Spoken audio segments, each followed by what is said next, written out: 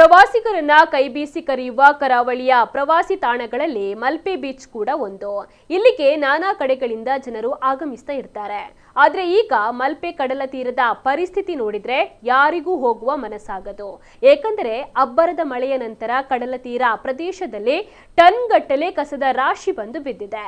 ಪ್ರತಿ ವರ್ಷ ಹೆಚ್ಚಾಗಿ ಜೂನ್ ತಿಂಗಳಲ್ಲಿ ಇದು ಕಾಣಸಿಗುತ್ತದೆ. ಆದ್ರೆ ಈ ಬಾರಿ ವಿಳಂಬ ಮಳೆಯ ಕಾರಣಕ್ಕೆ ಕಡಲು ಸೇರಿದ ಕಸವೆಲ್ಲ ಇದೀಗ ಬಂದು ತೀರ ಪ್ರದೇಶಕ್ಕೆ ರಾಶಿ ಬಿದ್ದಿದೆ. ನಾವು ಹಾಕಿದ ಕಸ ನಮ್ಮೆದುರೇ ಪ್ರದರ್ಶನಕ್ಕೆ ಇಟ್ಟಂತಿದೆ. ಟನ್ ಗಟ್ಟಲೆ ಕಸದ ರಾಶಿ ಹೊತ್ತ ಮಲ್ಪೆ ಬೀಚ್ನಲ್ಲಿ ತ್ಯಾಜ್ಯಗಳ ದುರ್ನಾತವೇ ಪ್ರವಾಸಿಗರನ್ನ ಆಹ್ವಾನಿಸ್ತಾ ಇದೆ.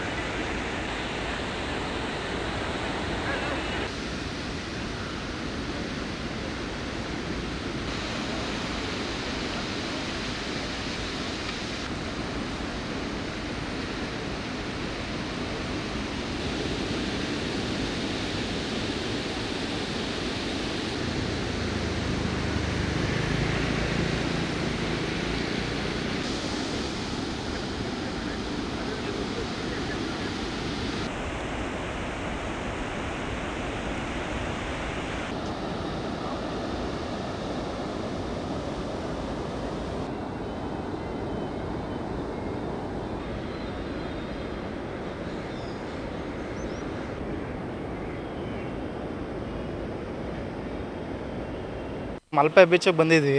ಇಲ್ಲಿ ತುಂಬ ಕಸ ಇದೆ. ಇದು ನದಿಯಿಂದ ಸಮುದ್ರಕ್ಕೆ ಬರ್ತಾ ಇದೆ. ಮನೆಯಲ್ಲಿ ನಾವು ಎಷ್ಟು ಶೇಖರಣೆ ಮಾಡ್ತೀವಿ ಅಷ್ಟು ಒಳ್ಳೆಯದು. ಅದು ಗಾಳಿಯಿಂದ ನದಿಗೆ ಬಂದು ನದಿಯಿಂದ ಸಮುದ್ರಕ್ಕೆ ಬರ್ತಾ ಇದೆ.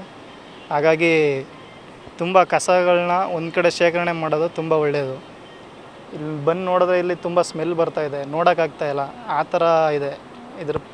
ಇದು ಅಧಿಕಾರಿ ಸಂಬಂಧಪಟ್ಟಂಥ ವ್ಯಕ್ತಿಗಳು ಇದನ್ನು ಕ್ಲೀನ್ ಮಾಡಿಸಿದ್ರೆ ತುಂಬ ಒಳ್ಳೆಯದು ಅಂತ ಅನ್ಕೋತೀವಿ. ಬರುವಂಥ ಪ್ರವಾಸಿಗರು ತುಂಬ ಜನ ಬರ್ತಾರೆ, ನೋಡ್ತಾರೆ, ಹಿಂಗೆ ನೋಡ್ಬಿಟ್ಟು ಹಿಂಗೆ ಒಯ್ತಾ ಇದ್ದಾರೆ ಅಷ್ಟೇ. ಯಾಕಂದರೆ ಇಲ್ಲಿ ಅಷ್ಟೊಂದು ಸ್ಮೆಲ್ಲು, ಅಷ್ಟೊಂದು ಕಸ ಇದೆ ಸರ್ ಇಲ್ಲಿ. ಕಡಲು ತನ್ನೊಳಗೆ ಏನನ್ನೂ ಇರಿಸಿಕೊಳ್ಳೋದಿಲ್ಲ. ನದಿ, ಹಳ್ಳ, ಕೊಳ್ಳಗಳಿಗೆ ಸೇರಿದ ಪ್ಲಾಸ್ಟಿಕ್ ಬಾಟಲಿಗಳ ರಾಶಿ ಇದೀಗ ತೀರ ಪ್ರದೇಶಗಳಲ್ಲಿ ಬಂದು ನಿಂತಿದೆ. ಕಸದ ರಾಶಿಯಿಂದ ಪರಿಸರ ಹಾನಿಯೂ ಆಗಿದೆ. ಸಮುದ್ರದ ಆಳಕ್ಕೂ ಅಪಾರ ಪ್ರಮಾಣದ ಪ್ಲಾಸ್ಟಿಕ್ ಹೋಗಿರುವ ಸಾಧ್ಯತೆ ಇದ್ದು ಇದರಿಂದ ಮೀನಿನ ಸಂಪತ್ತಿಗೂ ಹಾನಿಯಾಗಲಿದೆ. ಇನ್ನಾದರೂ ಎಚ್ಚೆತ್ತುಕೊಳ್ಳದಿದ್ದರೆ ಅಪಾಯ ಖಂಡಿತ. ಇದನ್ನು ನೋಡಿ ಜನರು ಪಾಠವನ್ನ ಕಲಿಯಬೇಕು. ಈ ಬಗ್ಗೆ ನಮ್ಮ ಪ್ರತಿನಿಧಿ ನಡೆಸಿರುವಂತಹ ವಾಕ್ ಥ್ರೂ ಇಲ್ಲಿದೆ.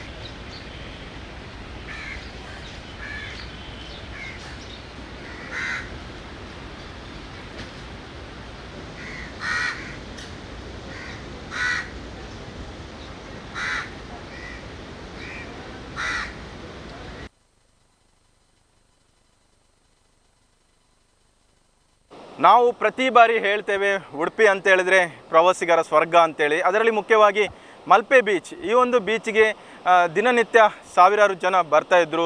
ಇಲ್ಲಿಯ ಪ್ರಕೃತಿ ಸೌಂದರ್ಯವನ್ನು ನೋಡಿ ತಾವು ಕೂಡ ಸಂತೋಷ ಪಡ್ತಿದ್ರು. ಆದರೆ ಸದ್ಯ ನಾವು ಈಗ ಮಲ್ಪೆಯ ಪರಿಸ್ಥಿತಿಯನ್ನು ತಾವು ಗಮನಿಸಬೇಕು. ಯಾಕೆಂತ ಹೇಳಿದ್ರೆ ಮನುಷ್ಯರು ಮಾಡಿದ ಒಂದು ತಪ್ಪು, ಈಗ ನಾವು ಇಲ್ಲಿ ಆ ಒಂದು ತಪ್ಪು ನೋಡಿ ಇಲ್ಲಿ ಏನಾಗಿದೆ ಅಂಥೇಳಿ ಜನಗಳು ತಮ್ಮ ಉಪಯೋಗಿಸಿದಂಥ ದಿನಬಳಕೆಗೆ ಉಪಯೋಗಿಸಿದಂಥ ತ್ಯಾಜ್ಯ ಇರ್ಬೋದು, ಇನ್ನಿತರ ಪ್ಲಾಸ್ಟಿಕ್ ಬಾಟ್ಲ್, ಇದನ್ನು ತಾವು ಮನೆಯ ಹತ್ತಿರದಲ್ಲಿರುವಂಥ ನದಿಗಳಿಗಿರ್ಬೋದು, ಚರಂಡಿಗಳಿಗಿರ್ಬೋದು ಎಸೆಯುವಂತಾಗ್ತದೆ.